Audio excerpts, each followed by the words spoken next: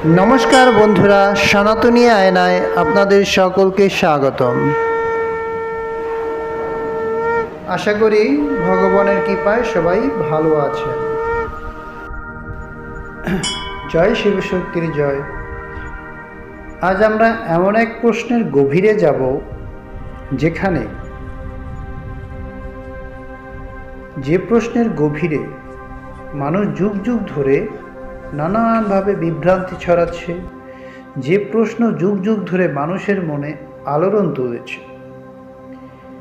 ব্রহ্মা বিষ্ণু মহেশ কি পূর্ণ পরমাত্মা নয়? এই প্রশ্নের উত্তর জানলেই বোঝা যাবে সনাতন ধর্ম আসলে কি, ঐক্য না বিভাজন শিখায়, এই ধর্মের মূল মন্ত্রই বা কি। নমস্কার বন্ধুরা, আমি পার্থসারথী, সনাতনী আয়নায় আপনাদের সকলকে স্বাগতম। ভিডিওটি যাওয়ার আগে অবশ্যই চ্যানেলটি সাবস্ক্রাইব করুন এবং বেল আইকনটি চেপে দিন। তো চলুন, বিভ্রান্তির সূচনা। আজকের পৃথিবীতে অনেকেই আছেন যারা বলে ব্রহ্মা বিষ্ণু শিব তিনজন আলাদা দেবতা, কারো ক্ষমতা বেশি কারো ক্ষমতা কম। এই কথাই সবচেয়ে বড় ভুল ধারণা বন্ধু। সনাতন ধর্মে কোনো দেবতা বড় বা ছোট নয়, সবাই এক পরম চেতনার ভিন্ন ভিন্ন প্রকাশ। শাস্ত্রে বলে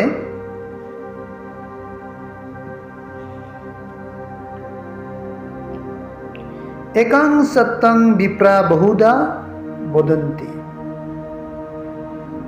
অর্থাৎ সত্য এক, কিন্তু জ্ঞানীরা তাকে নানাভাবে নানা নামে ডাকেন।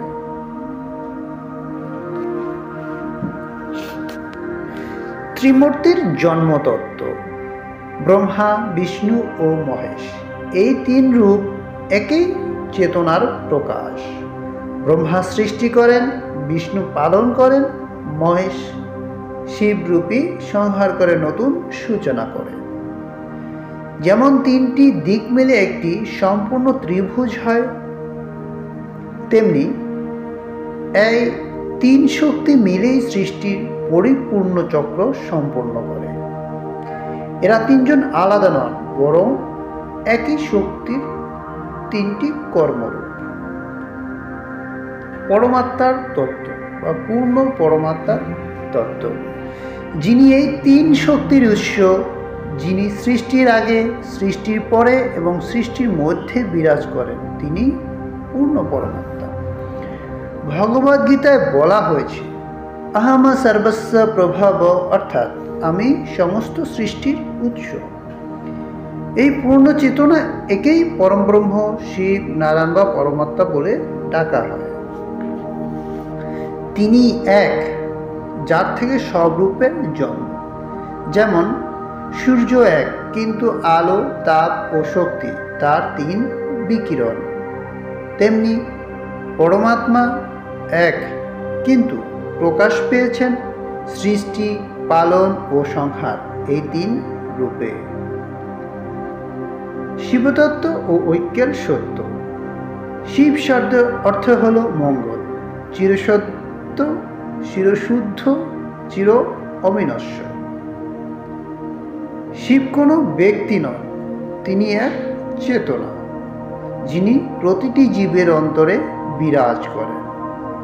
তাই শিবের মধ্যেই আছে বিষ্ণু, বিষ্ণুর মধ্যেই আছে ব্রহ্মা, আর এই তিনের মিলনেই প্রকাশ পায় পূর্ণ পরমাত্মা।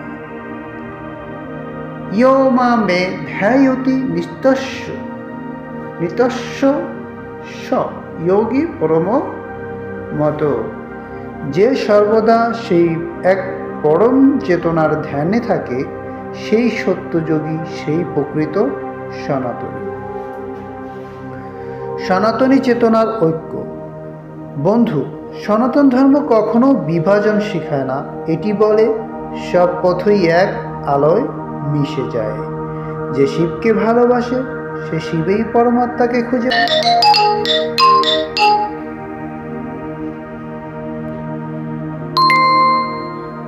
যে বিষ্ণুর উপাসনা করে সেও এক, যে শিবকে ভালোবাসে সে শিবেই পরমাত্মাকে খুঁজে পায়, যে বিষ্ণুর উপাসনা করে সেও একই চেতনায় পৌঁছায়, যে ব্রহ্মাকে মানে সেও ওই একই উৎসকেই উপলব্ধি করে। কিন্তু যারা বলে ওই দেবতা ছোট, ওই দেবতা বড়, তারা পরম জ্ঞানের নয়, বরং অন্ধকারের পথে হাঁটে। জাগরণের আহ্বান। আজ সময় এসেছে বিভাজন নয়, ঐক্যের পতাকা তোলার। ভক্তি মানে একে অপরকে ছোট করা নয়, ভক্তি মানে সেই এক সত্যকে বা সেই সত্য চেতনাকে অনুভব করা, যিনি সব নাম, সব রূপ, সব প্রাণের মধ্যে বিরাজ করেন। নমস্কার। তাই বলি বন্ধু, চলো আমরা নাম নয় আলো বহন করি। চলুন আমরা বিভাজন নয় ঐক্যের শঙ্খ বাজাই, সনাতনী ঐক্যের শঙ্খ বাজাই। চলুন আমরা জয় করি অজ্ঞানতার অন্ধকারকে এই জ্ঞানের আলো দিয়ে, এবং জাগাই সেই এক শিব চেতনা যা পরম, যা অনাদি, যা চিরন্তন। তো বন্ধুরা, আজকের এই ভিডিওটি শুধু লাইক সাবস্ক্রাইবের জন্য করা ছিল না, আমার চ্যানেলের ভিডিওর জন্যই করা ছিল না। এর মাধ্যমে যদি আমার একজন সনাতনী ভাই ও বোনের মনে সেই সনাতনী চেতনা জেগে ওঠে, এজন্যই নিজেকে ধন্য মনে করব।